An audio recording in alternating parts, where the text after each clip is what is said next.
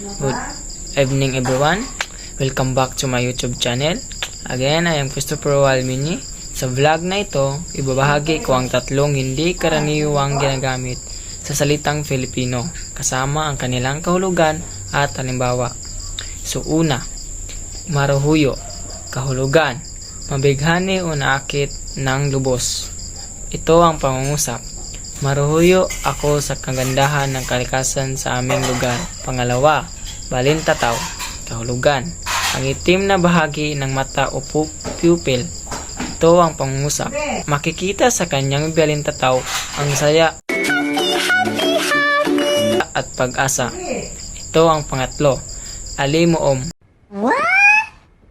Ito ang kahulugan, ang amoy ng lupa pagkatapos ng ulan. Ito ang pangungusap. Naamoy ko ang alimuon matapos ang malakas na ulan.